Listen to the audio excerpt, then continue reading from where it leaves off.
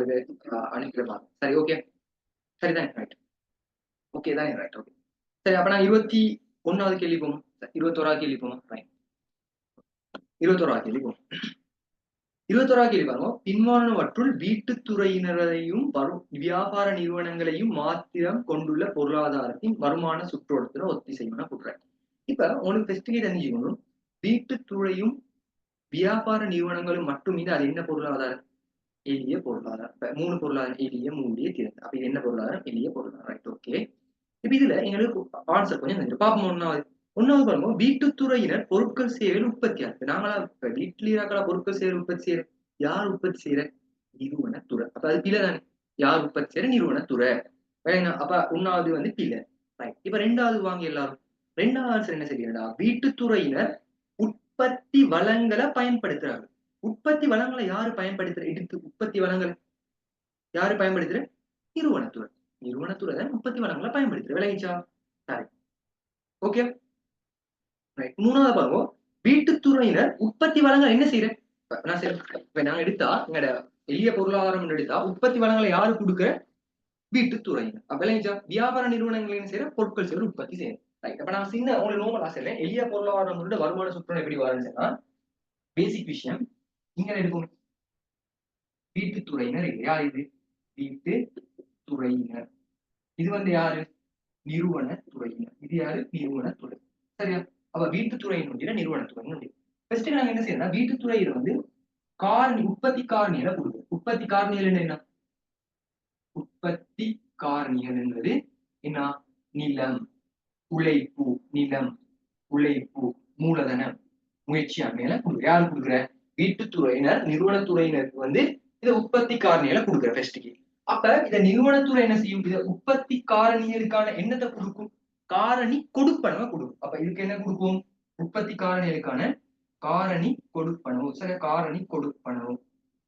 காரணி கொடுப்பனவு படிச்ச நிலத்துக்கு வாடகை, உழைப்புக்கு சம்பளம், மூலதனத்துக்கு வந்து வட்டி, முயற்சியாண்மைக்கு லாபம் சொல்லி இது மாதிரியான என்ன செய்யும்? காரணி கொடுப்பனவு கொடுக்கும். ரிட்டர்ன் கொடுக்கும். கொடுத்தா இவங்க இத சல்லிய வச்சு என்ன செய்யும்? பொருட்கள் சேவைகளுக்கு செலவு செய்யும். பொருட்கள் சேவைகளுக்கு என்ன செய்யும்? செலவு செய்யும். அப்ப இவங்க என்னத்தை கொடுக்கணும்? பொருட்கள் சேவைகளை கொடுக்கணும். சரியா? பொருட்கள் சேவைகள். இதுல இந்த பொருட்கள் சேவைகளும் சரியா இத உற்பத்தி காரணியும் சொல்லி இந்த பொருட்கள் சேவை இவரும் இது நான் ஸ்டார்ட் போட்டு இதுக்கும் நாங்க சொல்ற என்னன்னு சொன்னா இது வந்து என்ன பாய்ச்சல்? இதுக்கு நாங்க சொல்ற மெயின் பாய்ச்சல். இத உற்பத்தி காரணியை கொடுக்கறதும் இந்த பொருட்கள் சேவையில கொடுக்கறது நான் சொல்றேன் மெயின் பாய்ச்சல். இத காரணி கொடுப்பனமும் இத பொருட்கள் சேவைகளுக்கான செலவு மிகு தானே. இதுக்கு நான் சொல்றேன் பணப்பாய்ச்சல். இது என்ன பாய்ச்சல்? இது ரெண்டும் பணப்பாய்ச்சல். இது ரெண்டும் என்ன பாய்ச்சல்? மெய் பாய்ச்சல். அப்ப இத கேள்வியில கேட்டிருப்பாங்க. மூணாவது விடிய பாருங்க. வீட்டுத்துறையினர் உற்பத்தி வளங்களை நிரம்பல் செய்யற. உற்பத்தி வளங்களை யாரு கொடுக்குறது? வீட்டுத்துறையினர் தான் கொடுக்குது. இதுக்கு உற்பத்தி வளங்கள்னு சொல்ற என்னத்தை? உற்பத்தி காரணிகளை தான் சொல்ற. என்ன சொல்ற? இத உற்பத்தி காரணிகளை தான் நாங்க என்ன சொல்ற? உற்பத்தி வளங்கள்னு சொல்ற. அப்ப என்ன செய்யற? வீட்டுத்துறையினர் என்ன செய்யற? உற்பத்தி காரணிகளை கொடுக்குற. உற்பத்தி வளங்களை கொடுக்குற. உற்பத்தி வளங்களை கொடுக்குற. இவன் நிறுவனத்துறை என்ன செய்யற? அதுக்கான காரணி கொடுப்பன கொடுக்குற. அப்ப ரைட். அடுத்த பாருங்க. வியாபார நிறுவனங்கள் என்ன செய்யறான்? வியாபார நிறுவனங்கள் பொருட்கள் சேவையில உற்பத்தி செய்யற. யார் இதை வச்சு உற்பத்தி செய்யற? நிறுவனத்துறை தான் பொருட்கள் சேவையில உற்பத்தி செய்யற. அப்ப எல்லாருக்கும் விளங்கிச்சா? 21வது கேள்விக்கு எத்தனாவது ஆன்சர் வரும்னு சொல்லி 21வது கேள்விக்கு எத்தனாவது ஆன்சர் வரும்னு சொல்லி விளங்கிச்சா? 21க்கு எத்தனை? 3வது ஆன்சர் வரும். சரி. இதுல 24வது கொஸ்டின் ஆக இம்பார்ட்டன்டான கொஸ்டின். சரியா? அப்ப ஒருத்தரும் மிஸ் பண்ணாம 24வது கொஸ்டின் ஆக இம்பார்ட்டன்டான ஒரு கொஸ்டின். சரியா? ரைட். அப்ப 21 கிளியர் தானே எல்லாரும்? 21 எல்லாரும் கிளியரா? ரைட். இப்ப 2018ல இப்ப நான் எத்தனாவது செய்யறேன்? 22வது. அப்ப 22வது பாருங்க. பின்வருவனவற்றுள் மொத்த உள்நாட்டு உற்பத்தியை வரைவிலக்கணப்படுத்தும் ஒரு சிம்பிளா மொத்த உள்நாட்டு உற்பத்தி என்ன? குறிப்பிட்ட காலப்பகுதியில் எங்க நாடு உற்பத்தி செய்யப்பட்ட எல்லா முடிவு பொருட்கள் செய்யறத மொத்த பெருமதி, மொத்த சந்தை பெருமதி. அப்ப இது ஆன்சர் வரும் 22க்கு 3. இதை வந்து எங்களுக்கு விளங்குறது ஒண்ணும் இல்ல. சிம்பிளா தெரிஞ்சு விளங்குச்சா? அப்ப 22க்கு எத்தனாவது ஆன்சர்? 3வது ஆன்சர். தரப்பட்ட காலப்பகுதி ஒன்றில் ஒரு பொருளாதாரத்தில் உற்பத்தி செய்யப்பட்ட எல்லா முடிவு பொருட்கள் செய்யப்பட்ட சந்தை பெருமதிக்கு தான் நாங்க சொல்றேனே மொத்த உள்நாட்டு உற்பத்தின்னு சொல்றேன். விளங்குச்சா? அப்ப 22வது கொஸ்டினும் ஓகே. இப்ப நாம வரோம் 23வது கொஸ்டினும் வரும். மொத்த தேசிய வருமானத்தை கணிப்பிடும் போது அதில் உள்ளடக்கப்படாது. நான் உங்களுக்கு சொன்னேன் எது உள்ளடக்கப்பட்டுள்ளன்னு நான் சொன்னேன். மொத்த தேசிய வருமானத்தை கணிப்பிட போது நான் சொன்னேன் எது உள்ளடக்கப்பட்டுள்ள? மாற்றல் கொடுப்பன உள்ளடக்கப்பட்டதா இல்லையா? இல்ல. ஒரு பக்க கொடுப்பன உள்ளடக்கப்படல. என்ன நடக்கும்னு சொன்னா, 2 சைடுலயும் கொடுக்கல் வாங்கல் நடக்கும். 2 சைடுலயும் கொடுக்கல் வாங்கல் நடந்தா தான் நாங்க என்ன செய்யறோம்னா, மொத்த உள்நாட்டு உற்பத்தி உள்ளடக்கப்பட்டது. இப்ப பாருங்க, இதுல என்கிட்ட கேட்டீங்க, மொத்த தேசிய வருமானத்தை கணிப்பிடும்போது உள்ளடக்கப்படாதது. உள்ளடக்கப்படாததுன்னா, ஒரு பக்க கொடுப்பன உள்ளடக்கல, 2 சைடாவது உள்ளடக்குறேன். அப்ப நாங்க 2 சைடு வாரது எப்படி ஒரு சைடுன்றத பார்ப்போமா? 1வது பாருங்க. 1வது என்ன சொல்லிருச்சுன்னா, தொழிலற்றோருக்கு வழங்கப்படும் நிதி உதவி. இப்ப ஒருத்தர் தொழில் இல்லாமைன்னு இருக்குமே, அவருக்கு ஒன்று நிதி உதவி குடுத்தா, அவர் என்னமாலும் ரிட்டர்னா ஒன்று குடுக்குறா? இல்ல. ஒரு ஒரு கொடுக்கல் வாங்கல் மட்டும் தான் நீதி. அதுக்கு தான் சார் ஒரு பக்க கொடுப்பனவு, மாற்றல் கொடுப்பனவு. இதெல்லாம் நாங்க மொத்த உள்நாட்டு உற்பத்தியில எடுக்கிறோம்? இல்ல. அப்ப 1வது நாங்க எடுக்கிறோம்? இல்ல. அப்ப 1வது ஆன்சர் ஆகும். ஏன் இப்ப மத்த 4 ஆன்சர் ஆவான்னு பார்ப்போம். ரைட். 2வது வரும். பங்குதாரர்களுக்கு செலுத்தப்பட்ட பங்கு லாபம். இப்ப நீங்க வந்து பங்குதாரர்கள் சொன்னா, நீங்க வந்து ஒரு கம்பெனில போயிட்டு இன்வெஸ்ட் பண்ணினதால தான் உங்களுக்கு என்ன கிடைச்ச? நீங்க ஒரு இன்வெஸ்ட் பண்ணினதால தான் உங்களுக்கு என்ன கிடைச்ச? பங்கு லாபம் கிடைச்சு. அப்ப அது வந்து 2 சைடுக்கும் ஒரு தாக்கம் உண்டு ஈக்கா இல்லையா? நீங்களே சொல்லுங்க பாக்கலாம். உங்களுக்கு ஒரு பங்கு லாபம் கிடைச்சதுன்னா 2 சைடுக்கும் தாக்கம் ஈக்கா இல்லையா? ஈக்குது. அப்ப அது என்ன? மொத்த தேசிய உள்நாட்டு உற்பத்தியில் உள்ளடக்கப்பட்டது. விளங்கிச்சா? அதே மாரி பகிரப்படாத லாபம். இப்ப கம்பெனி எடுத்தாலும் அவங்க இன்வெஸ்ட் பண்ணி தான் லாபம் வந்தீங்க. அப்ப அதுவும் என்ன? 2 சைடுல கொடுக்கல் வாங்கல் ஈக்குது. அதே மாரி நில உரிமையாளர்களுக்கு செலுத்தப்பட்ட வாடகை. ரைட். நாங்க வந்து நிலம் ஒண்ணு வாங்கினதால தான் எங்களுக்கு ஒரு வாடகை கிடைச்சது. அப்ப அது 2 சைடுல கொடுக்கல் வாங்கல். 5வது பாருங்க. பல உரிமையாளருக்கு செலுத்தப்பட்ட வளங்கள நாங்க வளங்களுக்கு செலவு செஞ்சதால அதுக்கு எங்களுக்கு என்ன கிடைச்சது? சொத்து வருவாய் கிடைச்சது. அப்ப இதெல்லாம் என்ன? 2 கொடுக்கல் வாங்கல். ஒரு சைடுல மட்டும் நடக்கிறத நாங்க என்ன செய்யல? மொத்த உள்நாட்டு உற்பத்தியில் உள்ளடக்கல. கிளியரா? இப்ப நாங்க வந்து முக்கியமான கொஸ்டின் போறோம். 24வது கொஸ்டின். 24வது கொஸ்டின் மூவ் ஆகுமா? மூவ் ஆகுமா? ஓகேன்றாங்க. 24வது கொஸ்டின் செய்ய பார்க்கிறேன். ஓகே. போம்ன்றாங்க. குயிக்கா போடுங்க. நாங்க அடுத்த 24வது கொஸ்டின் போவோம்.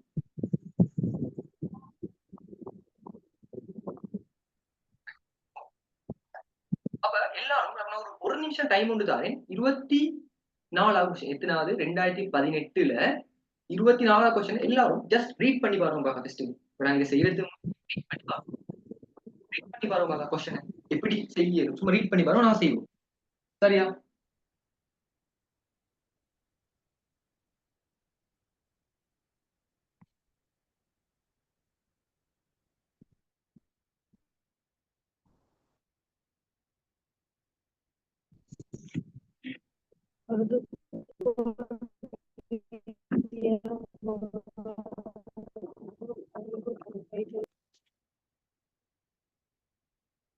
அப்ப சரி.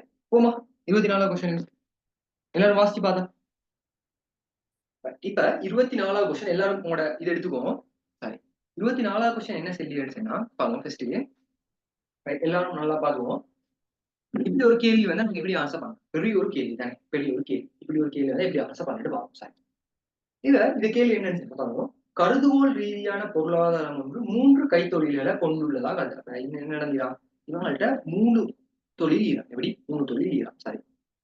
இதுல ஏ தொழில் தனது உற்பத்திக்கு தேவையான 30 மில்லியன் பெறுமதியான இறக்குமதி உள்ளீடுகளை பயன்படுத்துகிறார். இப்ப இப்படி கேட்டா நீங்க என்ன செய்யற? இப்ப பாருங்க. ஏ தொழில். ஓகே. ஏ தொழில்ங்கிறது வந்து என்ன செய்யறான்? எவ்வளவு பெறுமதியான உள்ளீட்டை பயன்படுத்துறான்? 30 மில்லியன் பெறுமதியான உள்ளீட்டை பயன்படுத்துறான். 30 மில்லியன் பெறுமதியான உள்ளீட்டை பயன்படுத்தி என்ன செய்யறான்? 30 மில்லியன். அப்ப நான் இது 30 மில்லியன். நான் 30 மில்லியனா போடுங்க சார். 30 மில்லியன். உள்ளீட்டை பயன்படுத்தி என்ன செய்யறான்? நல்லா பாத்துக்கோங்க. 30 மில்லியன் உள்ளீட்டை பயன்படுத்தி பெறுமதியான இறக்குமதி உள்ளீடுகளை பயன்படுத்தி எவ்வளவு பெறுமதியானதை செய்யற? எவ்வளவு பெறுமதியானதை செய்யற? எவ்வளவு வெளியீடா செய்யறான்? வெளியீடு எவ்வளவு?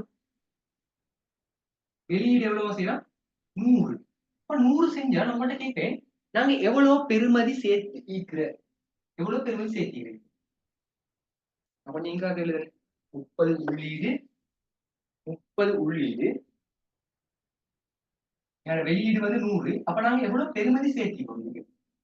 இதுக்கு எவ்வளவு பெறுமதி சேர்த்தியும்? பெறுமதி சேர்க்கை. கூட்டப்பட்ட பெறுமதி. இன்னொரு மாதிரி சொல்லணும்னா கூட்டப்பட்ட பெறுமதி. எவ்வளவு ஆகும்? பெறுமதி சேர்க்கை 70. 70 தானே? இது எல்லாருக்கும் விளங்கிச்சா? இது 70 வந்தது. குயிக்கா போடுங்க. ஓகேன்னு சொன்னா அது ஒவ்வொன்றா செய்யணும். ஏன்னா இது ஒரு செயினா தான் போகுது. இந்த கொஸ்டின் எப்படி போறோம்? ஒரு செயினோட தான் போறோம். சோ அப்ப நீங்க ஃபர்ஸ்ட்டுக்கு விளங்கிக் கொள்ளணும். இது விளங்கினா ஏ கம்பெனி எப்படி செஞ்சு இந்த 70 வந்தது? 70 வந்தது விளங்கினான்றார்கள். ரைட் விளங்கின. குயிக்கா போடும், குயிக்கா போடும். நான் அடுத்தது அடுத்தது போ. ஏன்னா இது விளங்காம அடுத்தது போயிடலாம். ஏன்னா இது ஒரு செயினா போகுது. ரைட். அப்ப இது விளங்கின தானே? மத்தாக்கள் பேர் யாராச்சும் விளங்காமிக்கா இல்ல எக்ஸ்பிளைன் பண்ணணும்ன்றாங்க. குயிக்கா போடுங்க. ஓகே. ரைட். அப்ப நாம போவோம் அடுத்ததுக்கு. சாரி. இப்ப ஏ வந்து என்ன செஞ்சிட 30 உள்ளீடை வச்சு செஞ்சிட பெருமதி சேர்க்க 70. ரைட். இப்ப அடுத்து பாருங்க என்ன செய்யறேன்னா இப்ப என்ன செய்யலாம்? சரி, உற்பத்தி செஞ்சு பி தனது உற்பத்திய சி தொழிலுக்கு எவ்வளவுக்கா கொடுக்குற பாருங்க. இது வந்து ஏ உற்பத்தி செஞ்சு சி தொழிலுக்கு எவ்வளவுக்கா கொடுக்குற பாருங்க. ரைட். இதுல வந்து ரைட் ஏ தொழில் 30 மில்லியன் இறக்குமதி உள்ளீடுகளை பயன்படுத்தி 100 மில்லியன் பெருமையான வெளியீட்டை உற்பத்தி செஞ்சு பி தொழிலுக்கு எவ்வளவு கொடுக்குற பாருங்க. பி தொழிலுக்கு பி கைத்தொழில். ரைட். அப்ப வெளியீட்டை பி. இப்ப இதை வந்து என்ன செய்யலாம்? பி கைத்தொழில் விற்க. அப்ப பி கைத்தொழில் வித்தா நான் உங்கள்ட்ட கேட்கிறேன், இந்த வெளியீட்டை தானே இவங்களுக்கு கொடுக்குறேன். இவங்க வந்து 30 உள்ளீட்டை வச்சு 100 வெளியீடு செஞ்ச இவங்களோட பெருமதி சேர்க்க 70. அப்ப இவங்க இது கொடுத்தா பீட உள்ளீடா 100 தானே? உங்களுக்கு அது விளங்குறா எல்லாருக்கும்? இப்ப இவருக்கு கொடுத்தா பிக்கு உள்ளீடு எது? 100. இப்ப ஏ கம்பெனி இப்ப நீங்க வந்து ஒரு பொருளை உற்பத்தி செஞ்சு 100 மில்லியன் எனக்கு தந்த. அப்ப நான் என்ன செய்யணும்? அதை எடுத்து தானே விற்கணும். அப்ப ஏண்ட உள்ளீடு எவ்வளவு? ஏண்ட உள்ளீடு 100. விளங்குச்சா? அப்ப இவர் வந்து இத பி கம்பெனி கொடுத்தா பீட உள்ளீட நாங்க எவ்வளவு எடுக்கணும்? 100 தான் எடுக்கணும். அது 100 எடுக்கணும்ன்றது விளங்கினாங்க. இப்ப இத ஏ கம்பெனி 30 உள்ளீட்டை வச்சு 100 செஞ்சேன். பெருமதி சேர்க்க 70. இந்த 100 தான் இவங்களுக்கு கொடுக்குற. அப்ப இவங்களோட பீட உள்ளீட்டு பெருமதி எவ்வளவு ஆயிக்கும்? 100 ஆயிக்கும். அது விளங்கினாங்க. சேட்ல போடுங்க பாக்க. பீட உள்ளீடு 100 ஆயிக்கும்ன்றது விளங்கினாங்க. பீட உள்ளீடு 100 ஈக்கும்ன்றது விளங்கினாங்க. குயிக்கா போடுங்க. அப்ப நான் அடுத்தது போகும். இத 100 தான் இவங்களுக்கு கொடுக்கு. அப்ப கொடுத்தா இத பீட உள்ளீடு தான் எவ்வளவு இருக்கும்? 100 இருக்கும். விளங்கினா? அப்ப பீட உள்ளீடு எவ்வளவு? 100. சரி. அப்ப விளங்கினா? மத்தவன் எங்களுக்கு விளங்காம அடுத்த கொஸ்டின் போயிடலாம். விளங்கின? ரைட். அப்ப பீட உள்ளீடு 100. அப்ப நாங்க பாருங்க. பீட உள்ளீடு வந்து எவ்வளவு? பீட உள்ளீடு 100. இது ஓகே எல்லாருக்கும்? சரி. பீட உள்ளீடு 100. சரி. இப்ப என்ன சொல்லிக்கலாம் பாருங்க. பயன்படுத்தி விற்பனை செய்யலாம். பி தொழில் இறக்குமதி எதனையும் மேற்கொள்ளாது தனது உற்பத்திய சிக்கு எவ்வளவு கொடுக்குறான்? 300 கொடுக்குறான். அப்ப இவங்க வெளியீடு எவ்வளவு? 300. 300 இல்லையா? இவங்க வெளியீடு 300. சிக்கு 300 கொடுக்குறான். அப்ப இவர் எவ்வளவு பெருமதி சேர்த்தீங்கன்னு அர்த்தம்? இப்ப இவர் வந்து இத 100 இவர் எடுத்து இத வந்து எவ்வளவுக்கு உள்ளீடு பயன்படுத்தி எவ்வளவு கொடுத்த? 300 கொடுத்த. அப்படி 300 கொடுத்தேன்னு சொன்னா இவர் எவ்வளவு பெருமதி சேர்த்தீர? பி எவ்வளவு பெருமதி சேர்த்தீர? 200 பெருமதி சேர்த்தீர. எவ்வளவு பெருமதி சேர்த்தீர? 200. விளங்கிச்சா? அப்ப எவ்வளவு சேர்த்தீர பெருமதி? 200. ஓகே தானே? ஓகே. அப்ப என்ன செஞ்சீங்கன்னா பி கைத்தொழில் இறக்குமதியினை மேற்கொள்ள சி கைத்தொழில் 300க்கு விற்பனை செய்வதுடன் 60 மில்லியன் பெறுமதியான இறக்குமதி பொருட்களை ஏற்றுமதி செஞ்சாங்க. இப்ப என்ன செஞ்சிடான்? ரைட். இதுல சரி. இத 300 எதுக்கு கொடுத்தீராம்? இந்த 300 இதுக்கு கொடுத்துட்டு இன்னும் 60 என்ன செஞ்சிடான்?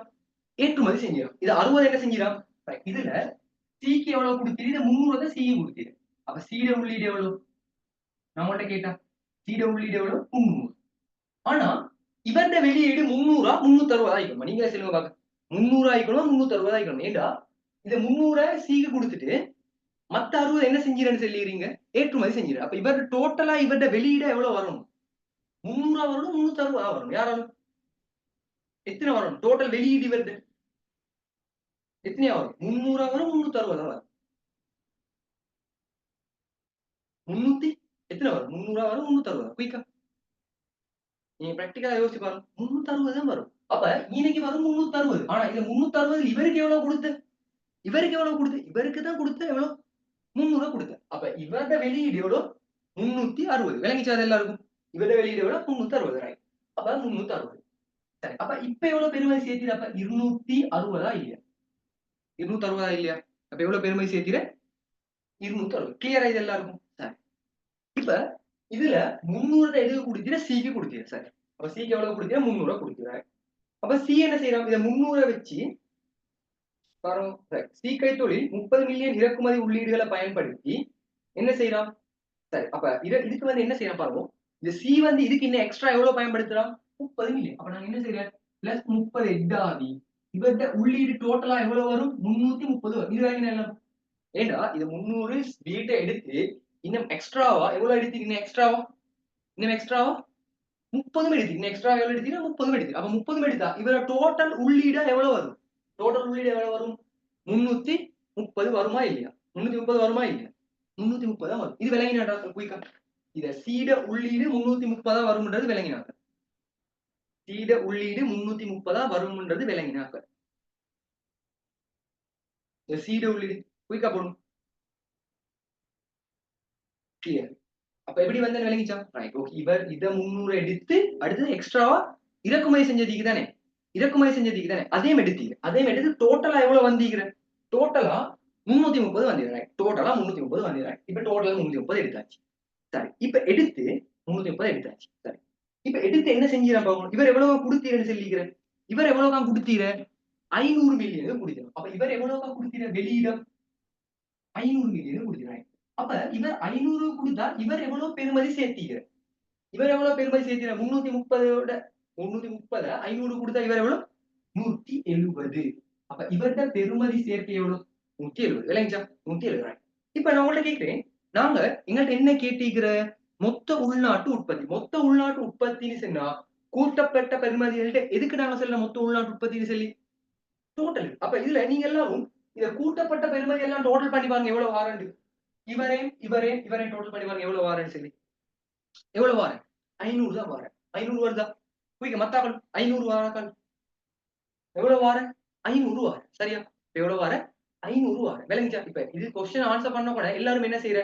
வெளியீடா இது 500 தான் இது 500 வாரேன். அப்படி எல்லாம் வாரேன். நீங்க இத வொர்க்கிங்கா போட்டு பார்த்தா தான் உங்களுக்கு 500 வரும். விளங்குச்சா? இதெல்லாம் டோட்டல் பண்ணா ஃபைனலா உங்களுக்கு வர விடது 500. விளங்குச்சா? அப்ப என்னோட மொத்த உள்நாட்டு உற்பத்தி எவ்வளவு? 500. அப்ப உங்களுக்கு இந்த வருஷம் சம்டைம்ஸ் இதே மாதிரி கொஸ்டின்ஸ் வரும். வந்தா என்ன செய்யற நீங்க? இத ஆங்கிள்ல யோசிச்சோம். விளங்குச்சா? அப்ப நீங்க இப்படி யோசிச்சா உங்களுக்கு என்ன செய்யலும்? இதெல்லாம் ஆட் பண்ணி கண்டாச்சு. விளங்கினா? ரைட். ஓகே தானே? ரைட். உங்களுக்கு சின்ன ஒரு 2 மினிட்ஸ் தரேன். நீங்க எல்லாரும் கட்டாயமா இத எழுதிக்கோங்க. எப்படி வாரன்றத எழுதிக்கோங்க. என்னமாலும் கிளியர் இல்லாட்டி கேளுங்க. ஓகே? ரைட். எல்லாரும் எழுதிக்கோங்க பாக்க. ஒரு 2 மினிட்ஸ் தரேன். டைம் உண்டு.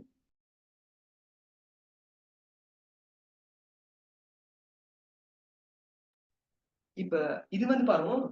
நான் சொன்னேன். இத 100 இவருக்கு குடுத்தேன். இதுல வந்து இவர் 300 சிக்கு குடுத்த பாருங்க. இதுல 360ல 300 சிக்கு குடுத்த. 60 என்ன செஞ்சா? 60 என்ன செஞ்சா நாங்க? அவர் என்ன செஞ்சிரு? 60 ஏற்றுமதி செஞ்சு. அப்ப இது 2 ஆட் பண்ணி தான் இது 360 வந்து. விளங்குச்சா? இது 2 ஆட் பண்ணி. இது வந்து சிக்கு குடுத்தது. இது வந்து ஏற்றுமதி செஞ்சது. அப்ப இது 2 ஆட் பண்ணி 360 வந்த. 100 வச்சு 360 குடுத்த. அப்ப இவர கூட்டப்பட்ட பெறுமதி எவ்வளவு? 260. விளங்குச்சா? இப்ப விளங்குச்சா? அது எப்படி வந்தது? இது 360.